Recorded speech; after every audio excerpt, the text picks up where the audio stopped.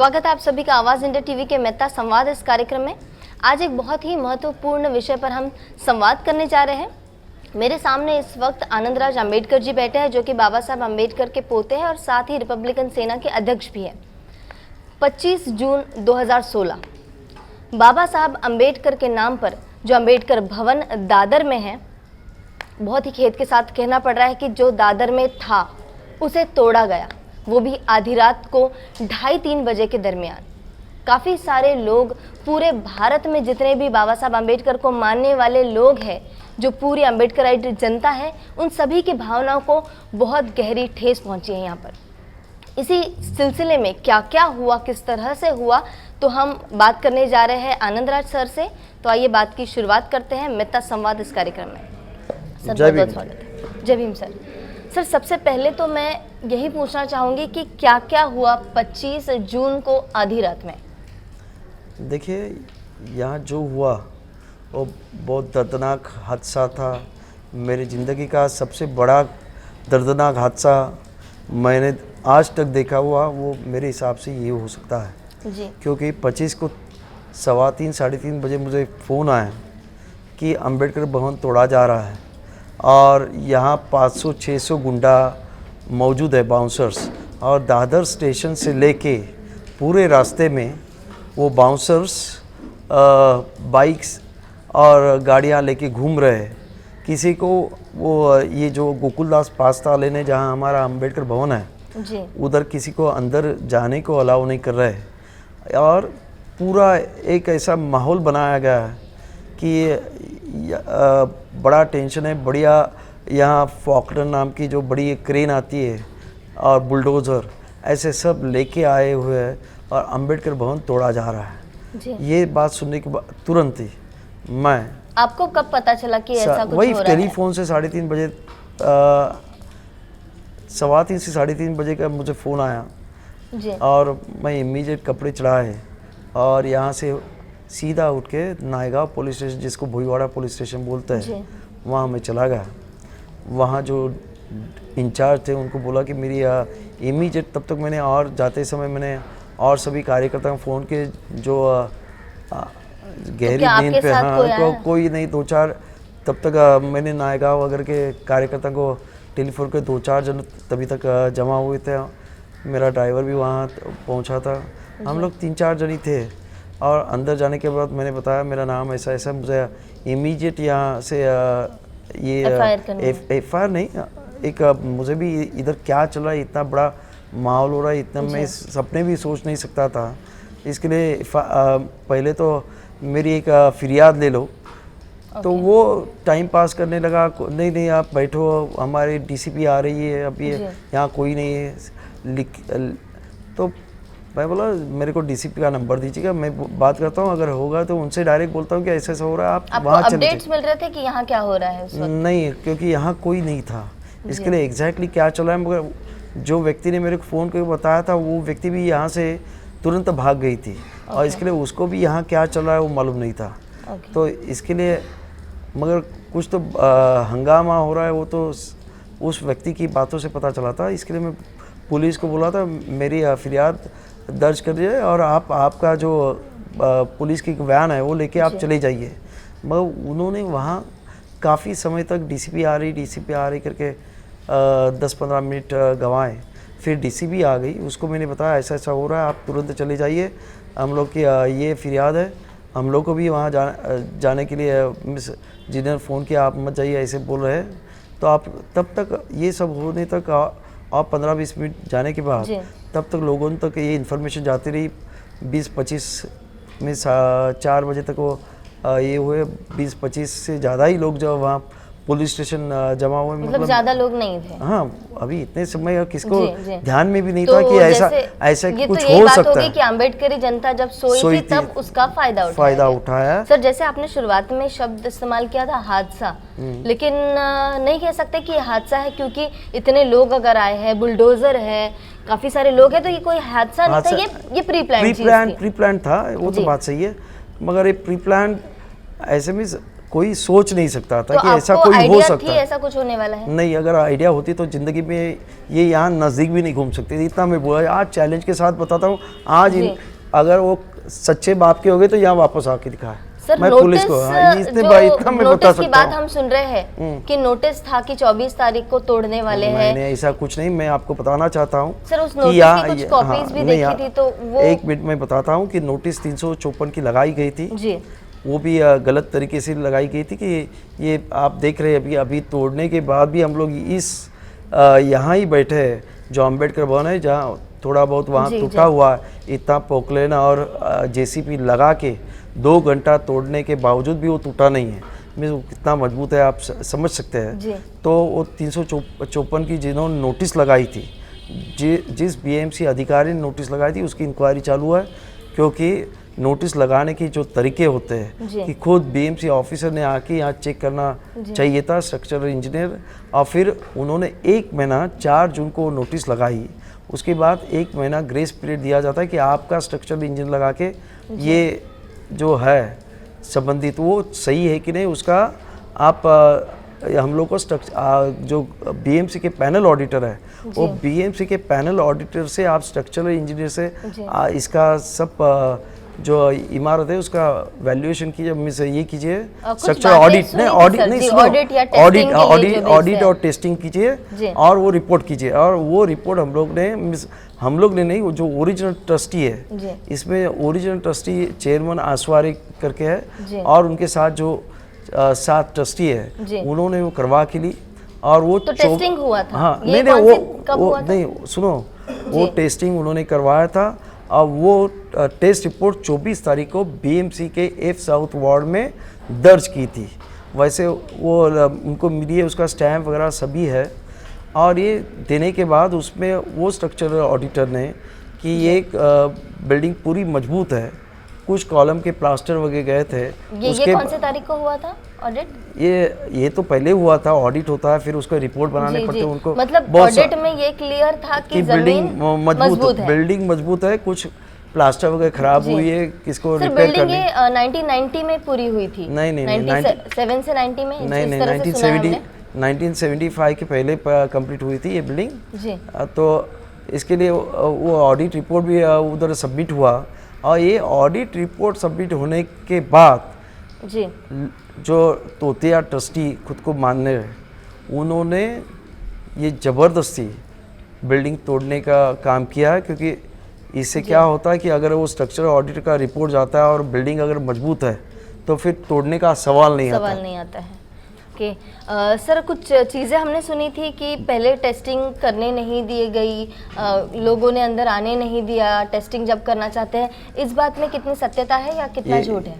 पूरा झूठ है। आप मैं बोलने से ज़्यादा आप आजू बाजू के जो यहाँ रहने वाले लोग, रहिवासी लोग हैं, उनसे बात कीजिए। इन्होंने जो ऑडिट करने के लिए इन्होंने पूरे 100-200 पुलिस मंगवाए, पूरा रोड बंद कर दिया।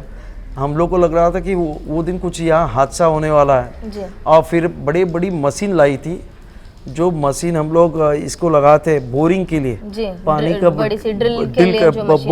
बोर करते हैं, वैसे मशीन लाके ये वो बोल रहे थे ऑडिट रिपोर्ट बनाना है। तो मुझे जब पता चला तो मैं खुद यहाँ आया।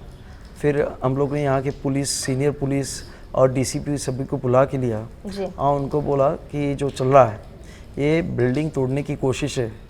कल ये एक मिनट नहीं कि ये जो कर रहे हैं, एक तो ये फर्जी है, ये तोतिया है, इनके पास कोई अथॉरिटी नहीं और फिर भी कर रहे हैं। और आप पुलिस वाले प्रेशर कर रहे हैं कि नहीं इनको करने दो, अगर वो 354 की नोटिस है तो उनको वहाँ सवाल देना है, ऐसा करना है।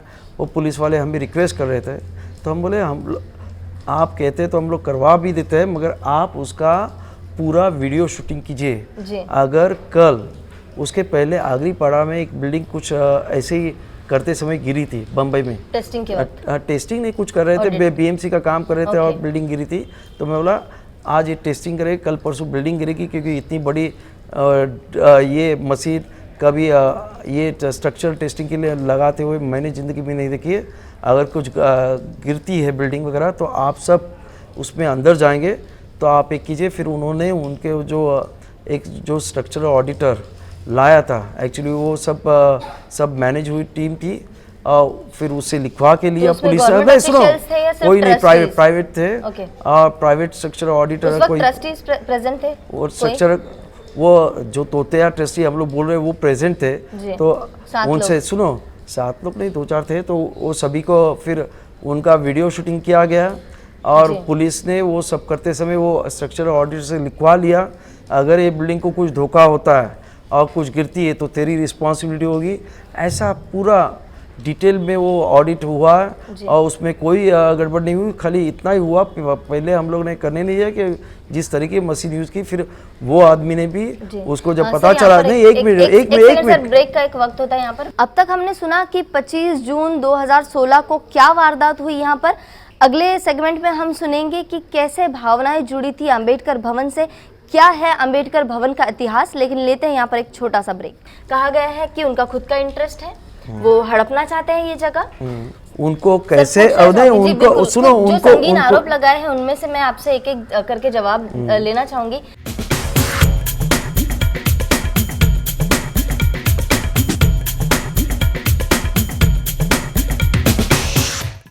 ब्रेक के बाद फिर एक बार स्वागत है। मेहता संवाद ये कार्यक्रम आप देख रहे हैं। बड़ी ही गंभीर चर्चा यहाँ पर चल रही है।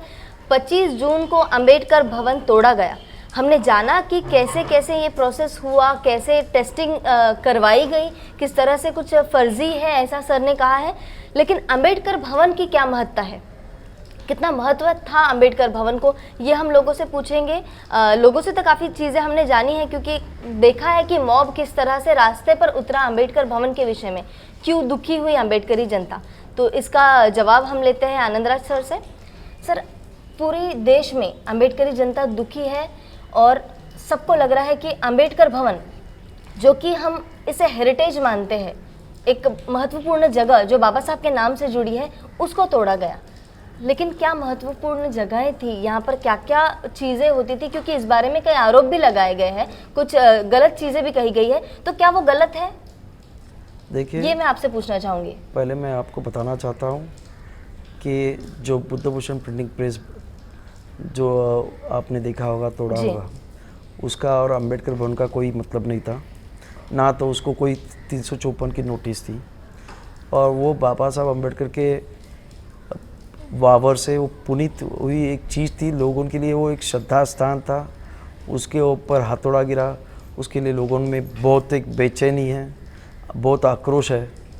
आपको मैं बताऊं कि मेरे पास तो ऐसे कुछ मैसेज आए हैं कि सब साहब, हम अभी जहाँ जो मिलेगा उसको हम कुछ भी करेंगे, इस तरीके के मैसेज है।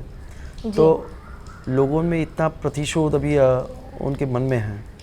तो मैं कहना चाहता हूँ वो तो प्रिंटिंग कहा गया था कि जो नायगांव में थी वहाँ पर शिफ्ट हुई थी, वहाँ पर कुछ आग लगी थी, तो यहाँ पर अंबेडकर भवन में था, उससे कोई कनेक्शन नहीं है, इस तरह की बातें हुई है। क्या बात है, वो वही बाबा साहब के ही थे।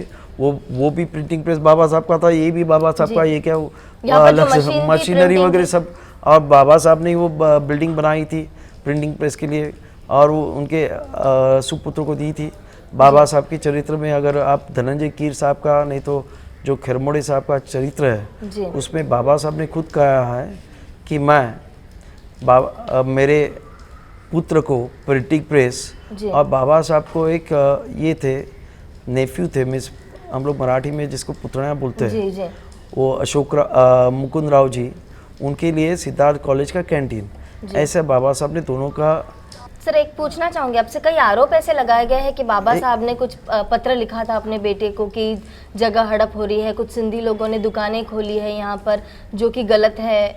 इस तरह का लेटर जो लिखा गया है, जो कि प्रूव हुआ, ऐसा भी कहा जा रहा है, इस बात में कितनी सत्यता है? ये तो पूरा झूठी बात थी, और ये सभी लेटर और ये सभी बाबा साहब के जो सुपुत्र है उनके गुजर जाने के बाद सब ये लेटर वगैरह घुमाने लगे हैं। तो ऐसा कोई लेटर तो ऐसे नहीं था? देखो, बाबा साहब, और अगर बाबा साहब का बाकी के भी बहुत सारे लेटर बाबा साहब ने उनके सुपुत्र को लिखे हैं, तो वो लेटर डायरेक्ट लिखे हैं, और ये हाँ नहीं, डायरेक्ट पेन से लिखे है। ये एक ही लेटर है कि जो टाइप किया हुआ लगता है, तो इसे सीधा समझता है। और बाबा साहब ने वो लेटर पे ऐसे लिखे है कि अगर तुझे और मुझे कुछ बात करनी है तो हम लोग डायरेक्ट एक दूसरे को लेटर देके करेंगे, किसी दूसरे आदमी के हाथ में नहीं देंगे।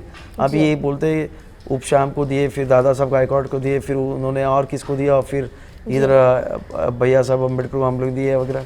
ये सब अभी जो बातें निकल रही है ये इतनी शर्मनाक है। आदमी गुजर जाने के बाद ऐसी बातें करना, ये इतनी बेशर्मी की बात है। मैं समझता हूँ कहीं ना कहीं बदनाम किया जा रहा है। नहीं, बदनाम नहीं है, मैं आपको बताता हूँ, इसको स्ट्रैटेजी बोलते हैं। हम लोग पागल लोग हैं, हम लोग अम्बेडकर समाज को अभी तक स्ट्रैटेजी नाम की चीज़ समझती नहीं। आज इस देश में सबसे बड़ा आइकॉन कौन है? कोई दूसरा कोई नहीं, बाबा साहब अम्बेडकर है। और पूरे देश में एक बड़ा आइकॉन नहीं, वर्ल्ड में एक बड़ा आइकॉन बाबा साहब अम्बेडकर हो रहा है, और इसके लिए उनके फैमिली को बहुत ज़्यादा इज्जत मिल रही है। तो उनके फैमिली को उनकी इज्जत कैसे कम किया जाए, उनको कैसे उनको सुनो, उनको संगीन आरोप लगाए हैं उनमें से मैं आपसे एक एक करके जवाब लेना चाहूंगी। काफी सारी चीजें कही जा रही है कि कहीं ना कहीं हिस्सा मांगना चाहते हैं बाबा साहब के जो अभी जो पोते हैं, जो वारसदार है, वो उनका कुछ खुद का इसमें कुछ इंटरेस्ट है, उनकी खुद की कुछ अलग नीतियां हैं यहाँ पर। और आरोप जो लगाए हैं मैं आपको बताती हूँ, आप उन सबके एक साथ जवाब दीजिए। कहा गया है कि उनका खुद का इंटरेस्ट है, वो हड़पना चाहते हैं ये जगह। कहा गया है कि यहाँ पर गलत चीजें हुई है, गलत तरह से मिसयूज हुआ है इस जगह का। और कहा गया है कि यहाँ पर जो मैरिज हॉल है, बाबा साहब का कोई सपना नहीं था ऐसा कि यहाँ पे कोई मैरिज हॉल हो। उनका जो सपना था कि यहाँ पर सांस्कृतिक चीज़ों के लिए ज़रूर भवन हो, समाज के उत्थान के लिए कुछ हो, SC ST समाज के उत्थान के लिए कुछ हो, स्पेशली दलितों के लिए कुछ हो, इस तरह से। लेकिन इस हिसाब से एक भी चीज़ यहाँ पर नहीं हुई। तो इस बात में कितनी सत्यता है? क्या ये सच है कि यहाँ का मिसयूज़ हुआ? देखो, पहले तो इसका बहुत सारा ऐतिहासिक महत्व है जी, क्योंकि इस जगह से जो मूवमेंट चली है वो शायद का अम्बेडकरी मूवमेंट और कहाँ देश के कोई पार्ट से चली है, क्योंकि यहाँ से रिपब्लिकन ऐक्य की मूवमेंट हो जी, यहाँ से रिडल्स का जो मोर्चे की मूवमेंट हो, यहाँ से अभी हम लोग ने जो हिंदू मिल का प्रचंड ऐसा आंदोलन किया, जो हम लोग आज बाबा साहब अम्बेडकर के लिए अंतर्राष्ट्रीय दर्जे का स्मारक होने जा रहा है, उसकी पूरी मूवमेंट यहाँ से हुई है। अभी आप बताना चाहती है कि इसमें किसी ने आरोप किया कि कोई गलत काम, तो देखो इधर मैरिज तो होते हैं, क्योंकि इसका मेंटेनेंस एक मिनट वो तो 75 से, वो पुराने ट्रस्टी से। और आपको मैं बताना चाहता हूँ ये स्ट्रक्चर जब वो पीटी बुराले साहब जो चेयरमैन थे इस ट्रस्ट के, उन्होंने बांध के रखा था। उन्होंने इस स्ट्रक्चर बांधने के लिए कर्जा स्टेट बैंक ऑफ इंडिया से लिया था, और वो गुजर जाने के बाद इस ट्रस्ट को कोई माँ बाप नहीं था। अगर हम चाहते तो हम लोग ट्रस्टी होते थे, मगर सुनिए नहीं, हम लोग को इंटरेस्ट भी नहीं था, क्योंकि बाबा साहब अम्बेडकर के लोग चला रहे, हम लोग क्यों उसमें बीच में आ जाए। तो एक मिनट आप प्रॉपर आप कैसे होता है बीच में। तो इस जमीन की ऑक्शन आप जाके देख सकते हैं, state bank of India Dadar branch ने इसकी ऑक्शन लगाई थी। और जब ऑक्शन हो रही थी तब यहाँ जो अभी के चेयरमैन है आसवारे, वो तभी कमेटी मेंबर थे, उनको हम लोग ने बुलाया, उनको बताया ये ऑक्शन हो रहा है, क्योंकि और उनको लाके फिर एक केटर को यहाँ बुलाया गया, उससे पैसा लिया गया, उसको वो पैसा जो कुछ 7-8 लाख रुपए थे वो उसमें डिपॉजिट किए गए, वहाँ से ज़मीन छुड़ाई गई, और फिर यहाँ शादी और सामाजिक सब प्रोग्राम्स लाइक हम लोग देखो यहाँ लेफ्टिस्ट मूवमेंट होती थी, यहाँ लेफ्टिस्ट लोगों की बहुत सारी मीटिंग्स होती थी। यहाँ गदर जैसे बड़े बड़े जो लेफ्टिनेंट वो आके गए, या हमारे अलावा भी बहुत सारे कार्यक्रम होते हैं। और मुझे एक बताइए, 17 माले के बाद ये लोग भी क्या करने वाले हैं? ये लोग क्या बता रहे थे आपको? नहीं, वो नहीं, उधर भी वो लोग वही एयर कंडीशन शादी हो जाएगी, और क्या होगा जो हमारे गरीब लोगों का भी कहा जाता है कि शादी ब्याह के लिए बाबा साहब ने सोचा नहीं, इतने तक अरे बाबा साहब देखो सामाजिक कार्य में शादी ब्याह भी आता है ना, क्या वो हमारे लोग ऐसे ही रहे? आज जगह मिल रही है तो जगह मिल रही, तो जगह का यूज तो होना चाहिए, और उसमें मेंटेनेंस भी निकलना चाहिए। और ये देखो एक मिनट, और इसमें मैं पहले बताता हूँ, ये शादी ब्याह बाकी जो होता था उसके सब पैसे वो ट्रस्ट लेती थी और ट्रस्ट की रिसिप्ट मिलती थी। हम लोग का उससे लेना देना नहीं था। हम लोग यहाँ कोई देखते भी नहीं थे किसकी शादी है किसका। प्रेस का उपयोग कैसा होता था? ऐसा भी सुना है कि सिर्फ शादी ब्याह के कार्ड यहाँ छपते थे। देखो प्रिंटिंग प्रेस का जो भी पोस्टर बैनर पोस्टर्स वगैरह बनाने थे और बुद्धिस्ट सोसाइटी ऑफ की इंडिया की पूरी स्टेशनरी वो वहाँ से छपती थी।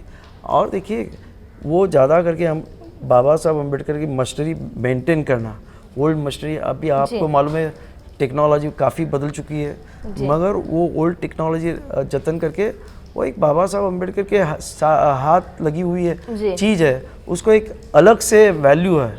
उसको आज की कीमत वैसे देखा जाएगा तो जीरो हो सकती है, मगर वो बाबा साहब अम्बेडकर की है, इसके लिए हम लोग ने प्रिजर्व किया था, तो वो एक अलग बात है। तो ये आज जो नहीं टूटी है ना, क्योंकि आज ये जो लोग है ना वो धंधेवाइक है, इनको धंधे के सिवा कुछ समझता नहीं। इसका जो हिस्टोरिकल जो उसकी कीमत है उसकी इनको ये नहीं है। तो ऐसा कुछ नोटिस नहीं था कि इस तारीख को ऐसा कुछ होने वाला है, टूटने वाला है, तो आप ये चीजें जो महत्वपूर्ण सामान है जो बाबा साहब के वो शिफ्ट कर लीजिए, ऐसा कुछ नहीं हुआ? ऐसे होता तो इतना ये आप कभी ऐसे टूटा हुआ नहीं देख सकते। आपको मालूम है, आपने देखा होगा अगर हम लोग ने मोर्चा निकाला तो क्या टूटा है जी। तो ये टूटने का सवाल कहाँ आता है? जी जी। यहाँ लेते हैं हम एक छोटा सा ब्रेक के बाद ये चर्चा इसी तरह से जारी रहेगी। देखते रहिए आवाज इंडिया टीवी की आदत है। आपके खून में है, आपके बाप ने गद्दारी की है। सुनो, आपके बाप ने गद्दारी की है, जिन्होंने बाबा जिस बाबा साहब ने आपके बाप को फॉरेन में इंग्लैंड में भेजा कि आपका बाप आके इस समाज का कार्य करे।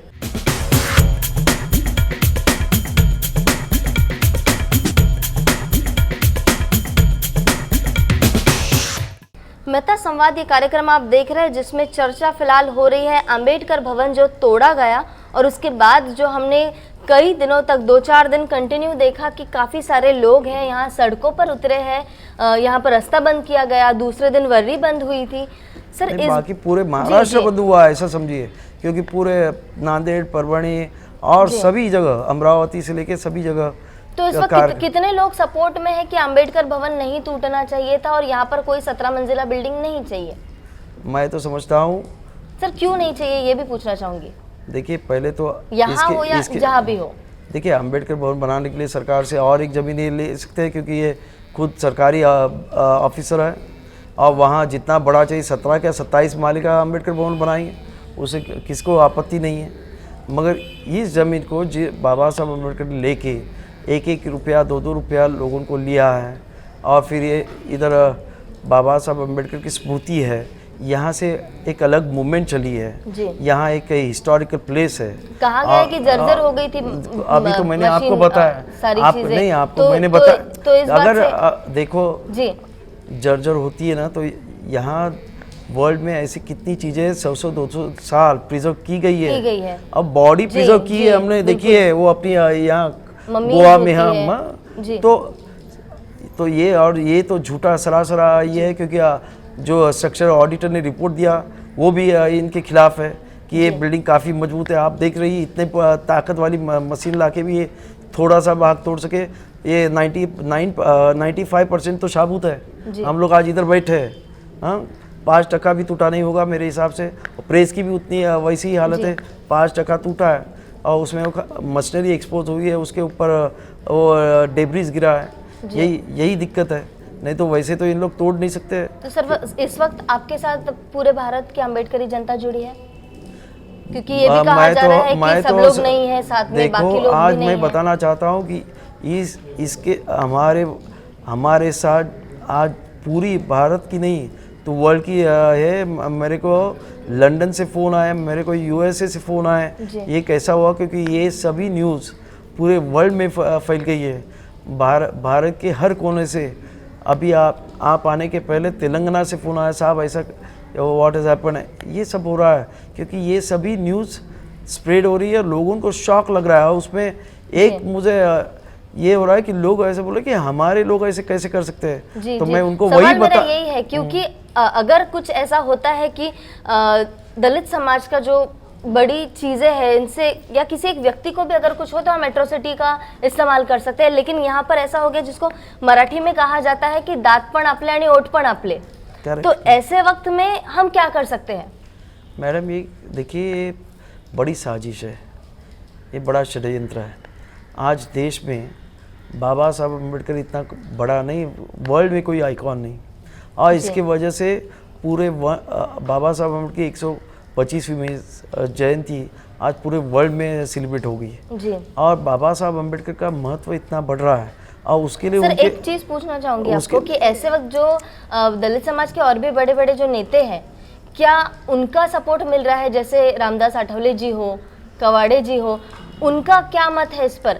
जैसे कि कहा जा रहा है कि आम जनता तो साथ में, लेकिन वो नहीं है इस वक्त, इस साइड में नहीं है, वो भी सपोर्ट कर रहे हैं कि कहीं ना कहीं हमें भी 17 मंजिला इमारत चाहिए, बाबा साहब का छोटा नहीं तो बड़ा सपना पूरा करना है। वो कितने बड़े नेता है वो उनको मालूम, मेरे को इतना मालूम है कि आज बाबा साहब अम्बेडकर की नाम की वजह से आज अम्बेडकर फैमिली को भी बड़ा रिस्पेक्ट मिल रहा है, पूरे वर्ल्ड में और पूरे देश में एक अलग तरीके से देखा जा रहा है।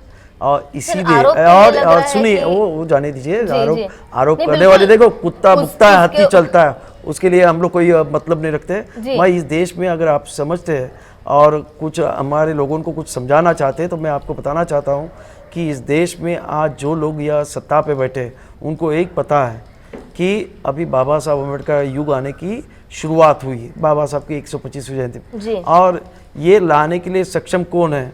तो एक ही आरपीआई का लीडर सक्षम दिखाई नहीं दे रहा है, दिखाई दे रहा है खाली अम्बेडकर कुटुंबीय, और इसके लिए अम्बेडकर फैमिली को बदनाम करो, अम्बेडकर फैमिली को जितना नीचे दिखा सकते हैं उतना नीचे दिखाओ, ये पूरा स्ट्रैटेजी है। और इसमें कुछ हमारे ही वाइट कॉलर दलालों को हाथ में लेके एक स्ट्रैटेजी चल रही है, और ये स्ट्रैटेजी करने वालों इससे नहीं, ये समाज का नुकसान हो रहा है, मगर समाज भी अभी धीरे धीरे उनको भी समझ में आ रहा है कि ये क्यों हो रहा है, क्योंकि इस देश में जो लोग हैं, इस देश को धीरे धीरे अपने कब्जों में लेने का उनकी जो मनसूबे है, उनकी जो पुरानी जो संहिता है वो लाने की कोशिश करते हैं। अब बाबा साहब के विचार इस देश से हद पार करने का, बाबा साहब का नाम तो लेने का, बाबा साहब के विचार हद पार करने की कोशिश है। और सवाल करना चाहूंगी ये कि इस वक्त अम्बेडकरी जनता के अलावा जो दूसरे और भी अम्बेडकरी नेता है, क्या उन्होंने सपोर्ट दिखाया है आपकी तरफ?